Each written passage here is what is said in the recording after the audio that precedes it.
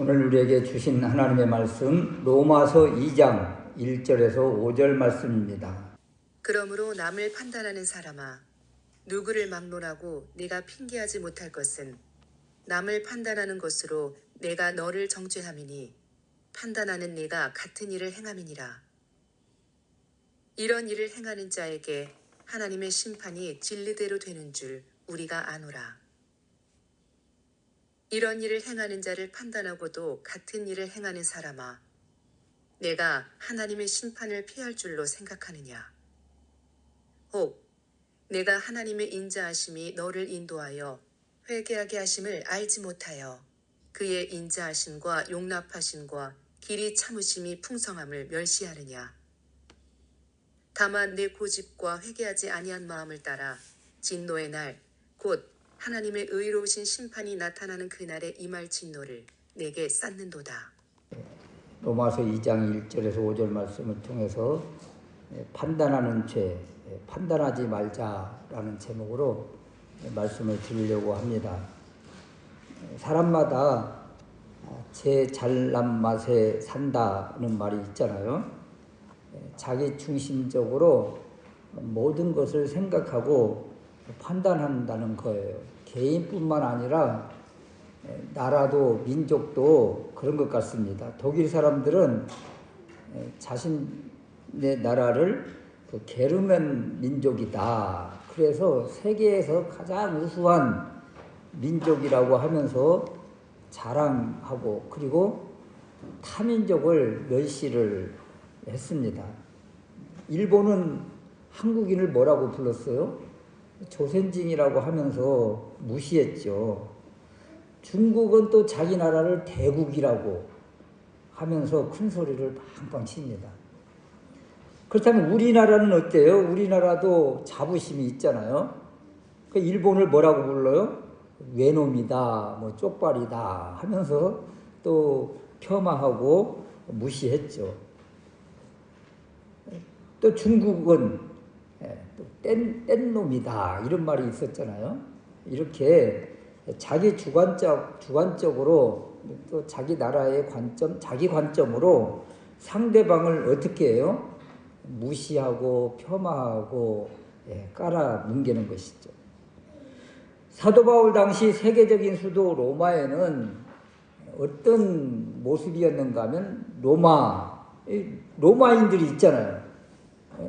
온 세계를 장악했다, 지배자다, 통치자다 이렇게 하면서 자부심을 가지고 다른 나라들을 완전 무시하는 이런 행태를 보였고 또 지혜를 자랑하고 또 문화의 선구자라고 한 또 헬라인들 다른 사람들을 아예 그냥 무식하다고 하면서 무시했죠. 유대인들은 어때요? 종교적인 우월감 또 선민의식 이것을 가지고 다른 사람들은 아예 상대도 하지 않는 이런 모습이었고 또 하층민들인 노예 그룹들은 아무 힘을 내지를 못하고 무시당하고 이렇게 살았습니다. 그러니까 또 로마 교회 안에는 이렇게 로마인, 헬라인, 유대인 또 하층민인 노예 그룹들 이런 사람들이 이렇게 한 공동체를 이루고 있더라. 그래서 어떻게 할까요?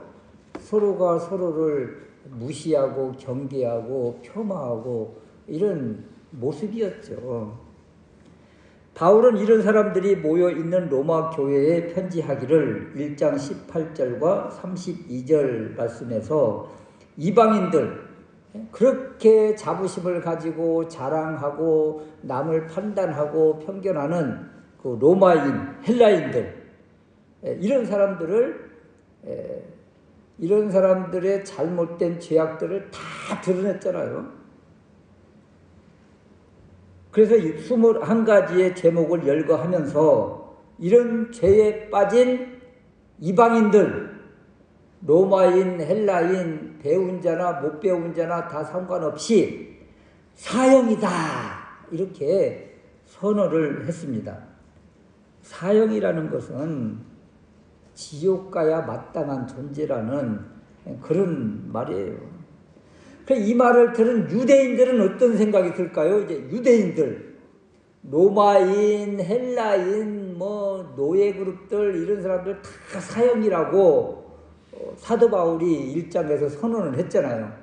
그럼 이 말을 들은 유대인들은 어떤 생각을 가질까요? 막 박수를 쳤겠지요. 맞아. 예? 그렇지. 그러면서 오히려 환호성을 질렀을지도 모릅니다. 그런데 지금 오늘 2장에 와서 사도 바울은 그 날카로운 말씀의 검 심판의 잣대를 이제 동족 유대인들을 향하는 거예요.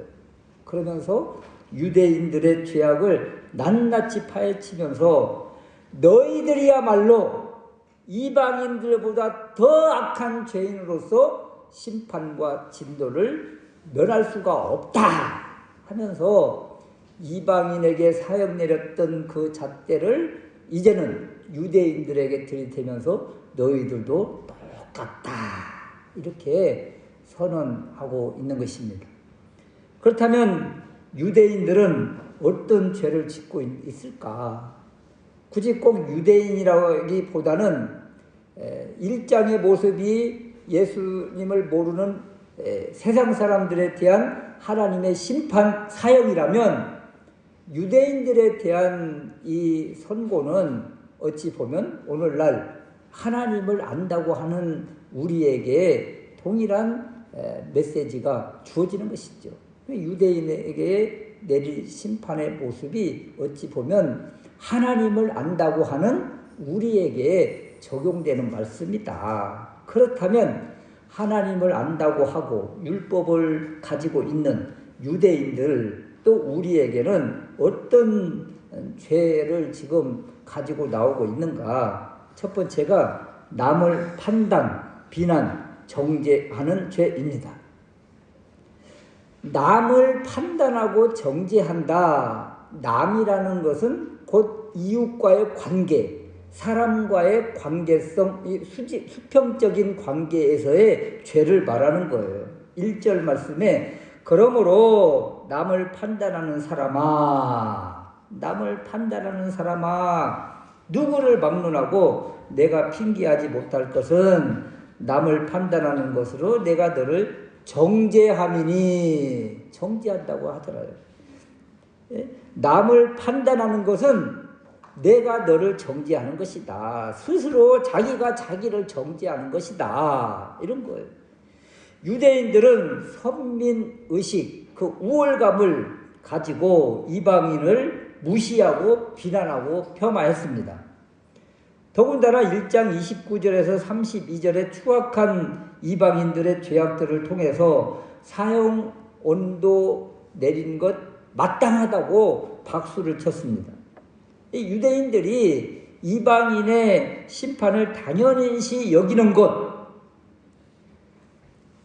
상대방 누군가가 죄의 대가를 받는 것이 마땅해 하면서 당연시 여기는 이것이 바로 남을 판단하는 것이라는 거예요. 남을 판단하는 것이다.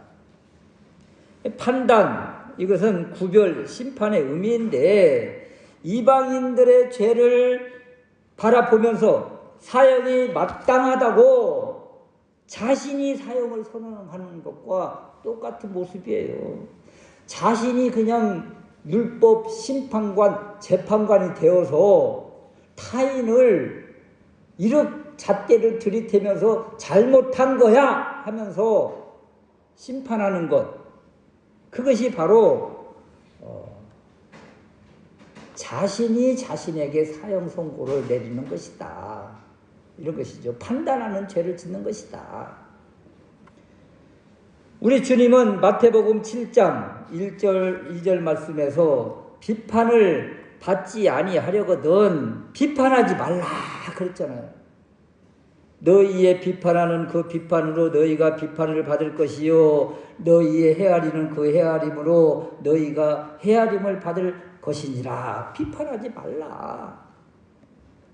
정죄하고 비난하고 판단하기를 좋아하는 이들에게 또 누가복음 6장에서는 어찌하여 형제의 눈 속에 있는 티는 보고 내 눈 속에 있는 들보는 깨닫지 못하느냐.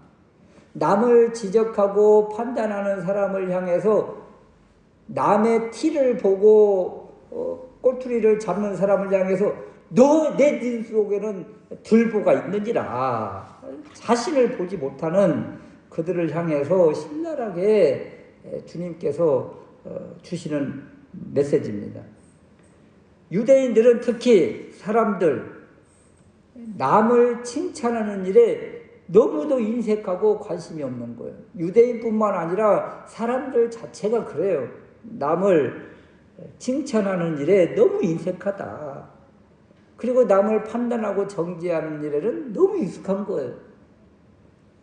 여러분 우리가 가끔 사람들을 만나며 관계를 유지하는데 막 이렇게 칭찬하고 좋은 말 하는 사람들이 그렇게 많지 않습니다. 그냥 어떻게든 끌어내리고 무시하고 폄하하려고 하는 이런 것들이 너무나 그냥 자연스럽게 익숙해져 있는 이런 모습이죠. 그래서 사람은 남을 악평하고 험담하는 일에 그냥 흥미와 관심이 그냥 온통 그냥 집중되어 있는 거예요. 오히려 남을 칭찬하는 말에는 그냥 애써 귀를 닫고 누가 누군가를 막 헐뜯는 일이 있으면 그냥 귀가 활짝 열려서 더 가까이에서 들으려고 하는. 그래서 이 말을 듣고 더 이제 확성기가 되어서 또 나팔을 불고 싶어서 막 입이 근질근질하는 이런 모습이 우리 사람들의 모습인데 이 모습이 바로 남을 판단하는 그런 모습이다. 대표적으로 유대인들 하면 하나님을 알고 또 율법과 계명 성경이 있고 성전이 있고 또 하나님을 향한 그 예배가 있고 하나님의 보호하심이 있고 하나님의 인도하심이 있고 그래서 자부심이 대단하지요.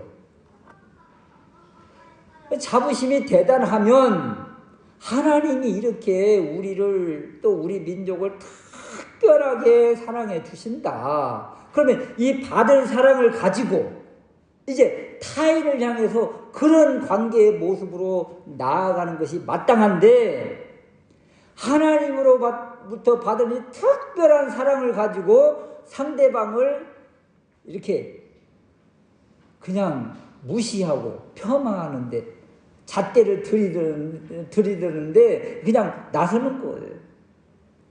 그러면서 이방인들을 오히려 개취급하고 이방인들을 죄악시하고 이방인들을 오죽하면 그냥 지옥의 땔감이라고 할 정도로 이렇게 무시한 사람들이 유대인들이다.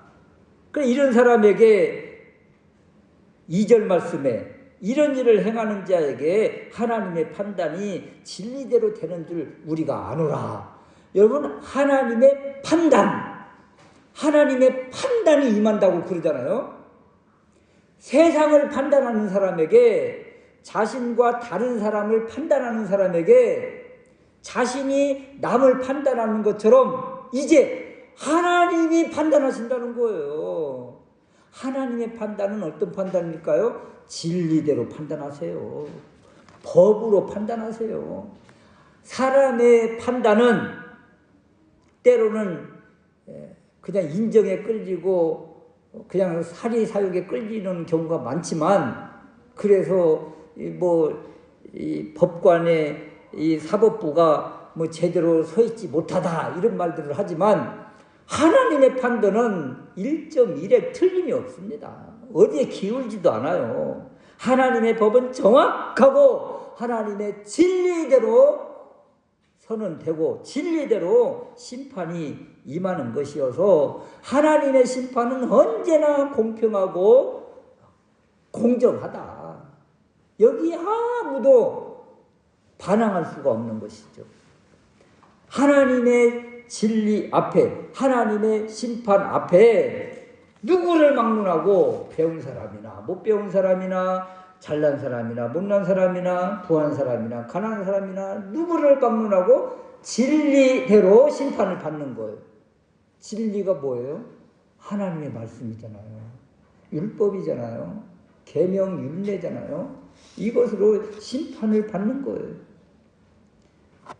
그 남을 판단하면 이제 판단에 대한 죄인데 남을 판단하면 심판을 피할 수가 없다. 남을 판단하는 죄가 이방인들의 죄의 목록 가운데 있었어요.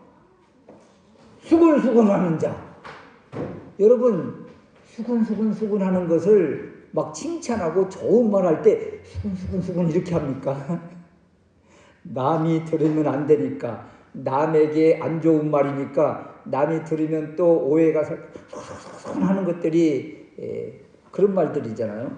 비방하는 자, 이방인의 죄 목록 가운데 사형 판결을 받았던 죄들이에요. 이 판결을 이방인들에게 선언될 때 유대인들이 박수를 치면서 당연하다고 여겼었지요. 그런데 이제 이 잣대가 유대인들에게 들이대고 있는 것입니다. 유대인 너희들도 이방인을 판단하고 다른 사람을 판단하고 정죄하고 다른 민족을 무시하고 폄하했구나. 내가 똑같은 일을 행했구나. 너희들도 사형이구나. 이렇게 남을 판단하는 것으로 자신을 판단하고 결국 하나님의 사형 판결을 받는다는 것입니다. 두 번째는 이제 이방인만 무시한 것이 아니라 하나님을 멸시하는 죄를 짓고 있구나. 하나님과의 관계예요. 이제 사람들과의 관계, 수평적인 관계에서 남을 판단하고 비난하고 정죄하는 것으로 사형 언도를 받은 유대인들, 또 하나님을 아는 사람들, 이제는 하나님과의 관계성 속에서 또 죄가 있다는 것이죠. 4절 말씀에 혹 내가 하나님의 인자하심이 너를 인도하여 회개케 하심을 알지 못하여 그의 인자하심과 용납하심과 길이 참으심의 풍성함을 멸시하느뇨. 하나님을 멸시한 것이에요. 그렇다면 무엇을 어떻게 해서 멸시를 했는가, 이런 것이잖아요. 하나님께서 사람을 만드셨기 때문에 사람이 연약하고 또 넘어지고 쓰러진다는 것을 알아요, 몰라요? 알지요. 죄악 가운데 타락한 마음 가지고 타락한다는 것을 알지요. 하나님이 왜 모르시겠어요? 그럼에도 불구하고 하나님은 그들이 다시 일어서기를 원하고 또 그들이 일어설 수 있도록, 넘어진 자리에서 일어설 수 있도록 버팀목을 주고 일으켜 세워주시는 분이 하나님이십니다. 그래서 하나님은 계속 기다리시면서 그들이 하나님 앞에 온전히 돌아오기를, 회개하기를 기다리고 계시는 거예요.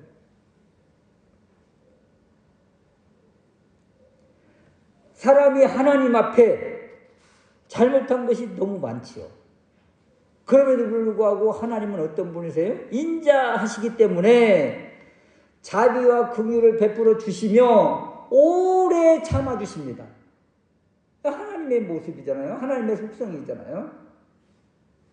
우리가 잘못하고 넘어지고 하나님을 멀리하고 그럴 때마다 하나님이 즉각적으로 심판을 그때마다 내리시면 우리가 지금 여기까지 살아 있겠습니까? 숨어 쉬고 있겠습니까? 벌써 인생 끝났지요. 하나님은 어떤 분이세요? 오래 참으시고 기다리시고 자비로우신 하나님이시죠. 어느 정도의 기간을 하나님이 유예 기간을 두시고 우리를 계속 이끌어 주시며 돌아오기를 바라시는 분이 우리 하나님이십니다. 대표적으로 노아 홍수를 생각해 보세요. 당장 하나님의 그 물 심판이 임하던가요? 노아가 배를 만들 때까지 그 120년 동안의 이 기간을 하나님이 참으신 것이잖아요. 얼마나 오랫동안 지금 기다리고 계신 거예요. 돌아오기를. 하나님의 인자하심이죠. 오래 참으신 하나님의 모습이죠. 꾸준히 인내를 가지고 참으셨어요. 그러면서 죄를 회개하고 돌아오기를 기다리시죠.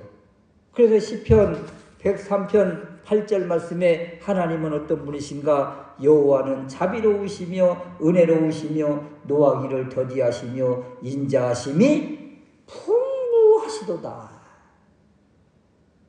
이 하나님을 마음에 품고 고백하면 얼마나 마음이 우리가 여유가 돼요. 우리 하나님이 이런 분이시구나. 여기 자비, 은혜, 인자 얼마나 좋은 말씀입니까? 우리를 불쌍히 여기주시는 하나님의 마음, 자비이죠.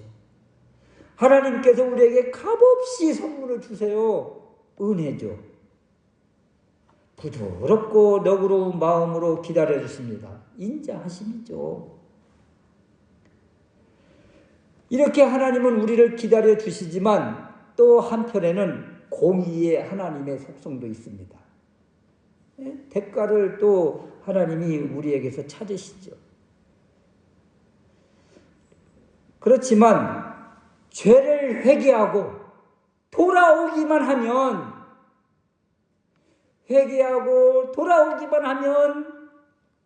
그냥 모든 것 다 용서하시고 받아주시는 분이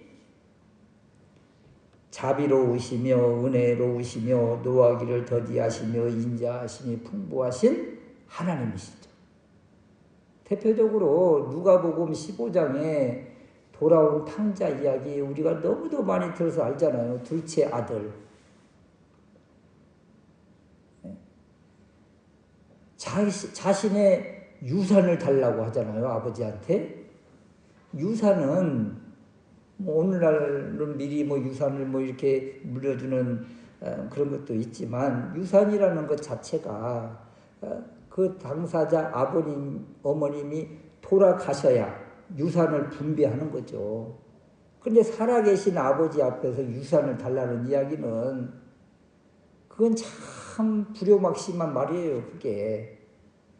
그런데도 불구하고 아버지가 어떻게 해요? 그래 알았다 이놈의 자식아 하면서 또 떼어서 한 재산을 줘요. 그래서 이 둘째 아들이 다른 나라에 가서 왜 다른 나라로 갈까요? 그 나라에서 좀 호화롭게 살지? 그 나라는 그렇게 방탕한 나라가 아니니까 먹고 마시고 즐기고 쾌락하고 그런 나라는 다른 나라니까 이방 나라니까 거기 가서 그냥 마시는 것 아니겠어요? 그래 모든 것 다 탕진하고 돌아왔을 때 그때 아버지가 어떻게 하시던가요? 그냥 푹 감싸 안아 주신 분이 아버지시잖아요. 바로 이 아버지의 이미지가 하나님의 속성 그대로입니다. 자비로우시며 은혜로우시며 노하기를 더디하시며 인자하심이 풍부하신 하나님 아버지의 마음이시죠. 그런데 이것을 보고 있는 큰아들은 뭐라고 하던가요? 큰아들은 아버지한테 그냥 화를 내는 거예요. 내가 아버지한테 어떻게 했는데 이 둘째 아들, 이 동생, 이 허랑방탕하게 아버지의 재산을 다 탕진해버린 이 막대먹은 이 아들을 왜 받으십니까? 동생에 대한 기다림, 동생을 향한 사랑 이런 건 하나도 없고 자신의 잣대로 판단하는 거잖아요. 자신이 아버지의 위치에 서서 돌아온 동생을 정죄하는 거잖아요. 이것이 남을 판단하는 죄예요. 이것이. 돌아온 동생이 못마땅하고 자신의 또 사랑을 다 빼앗겨버린 이런 마음을 가진 이 큰아들이 결국 유대인의 모습인 거예요. 유대인의 모습. 이 모습이 바로 영적 간음이고 영적 교만이고 영적 타락의 모습이다. 우리는 영적 간음, 영적 타락, 이것이 어떤 그냥 큰 하나님 앞에 큰 범죄해서, 물론 그것도 죄는 죄지만, 이렇게 우리가 죄 같지 않은데 하나님은 그것을 이렇게 큰 죄로 바라본다는 거죠.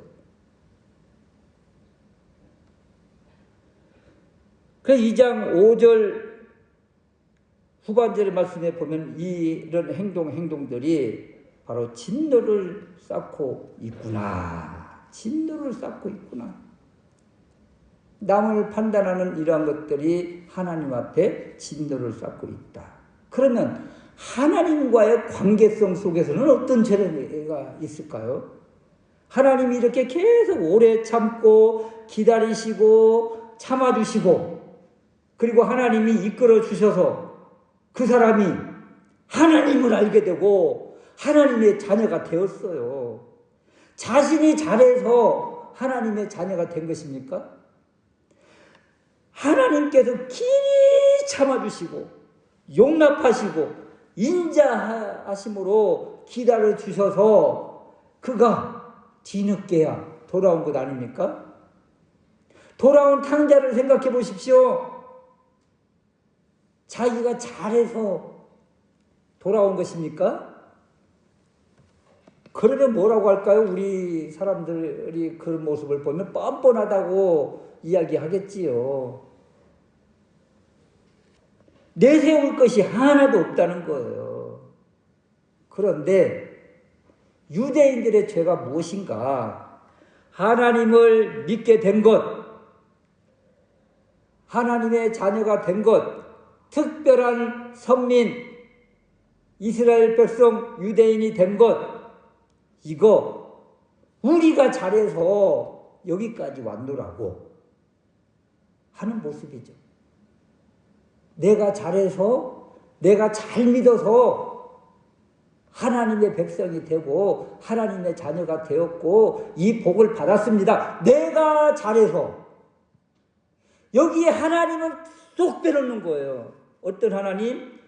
하나님의 인자하심이 너를 인도하여 회개하게 하셨는데, 여기에서 하나님은 쏙 빼놓고 내가 회개합니다. 내가 잘해서 자신만 드러내고 있는 것, 이것을 어떤 죄라고 하는가? 하나님의 인자하심과 용납하심과 길이 참으심의 풍성함을 멸시한 것이다. 하나님을 멸시한 거라는 거예요. 하나님을 멸시한 거. 여러분 생각해 보세요. 우리 자녀들이 이렇게 살다가 친구들과 놀다가 자기 부모, 형제를 무시하고 비난하고 막 함부로 하면 그냥 막 푹이 일어나서 그냥 막 뒤도 안 돌아보고 막 한판 붙잖아요. 아니 자기 부모를 막 그냥 무시하는데 가만히 있는 자녀들이 어디가 있어요. 그냥 불덩이가 올라오지.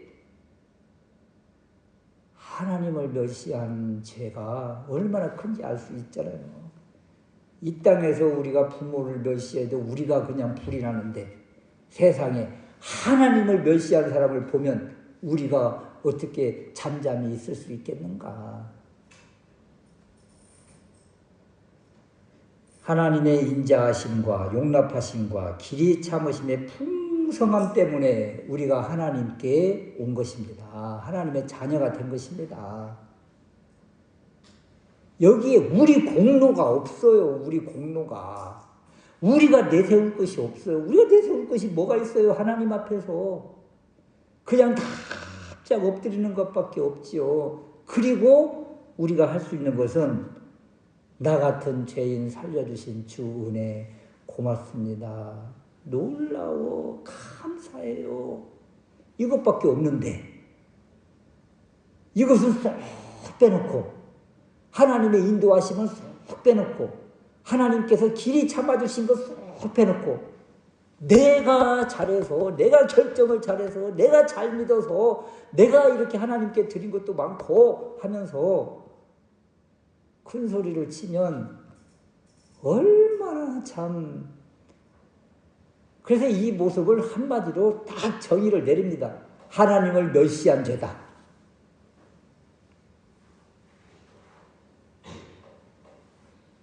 이렇게 자신을 내세우는 것 우리가 다 알잖아요. 교만과 판단. 하나님의 판단이 하나님의 말씀에 의해서 우리에게 그대로 임한다는 것을 보여주고 계십니다.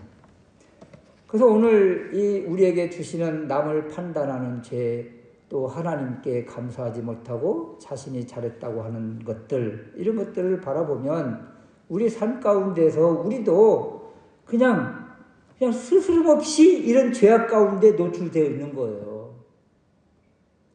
어떤 잘못한 사람을 보면 딱 손가락질을 하는 거죠. 그래놓고 나도 보면 그 죄를 짓고 있는 거예요. 누가 이렇게 뭐 운전을 하다 그런 것들을 많이 느끼지만 누가 나보다 빨리 그냥 쏜살같이 총알처럼 달려가는 차를 보면 아이고 저 150, 160, 200은 놓고 가는가 보다 하면서 그냥 손가락질을 했다가 내 속도를 보면 나도 한 130, 140 놓고 가는 거예요. 그러니까 똑같이 죄를 범하고 있으면서 이렇게 남을 이렇게 판단하는 경우가 너무 많고, 조금 우리가 하나님 앞에 내세울 것이 있다 할 때 그냥 하나님 앞에 의시되듯이 이렇게 하는 모습들이 사실 오늘 2장에 나와 있는 유대인의 죄나 우리의 죄나 똑같은 모습이구나.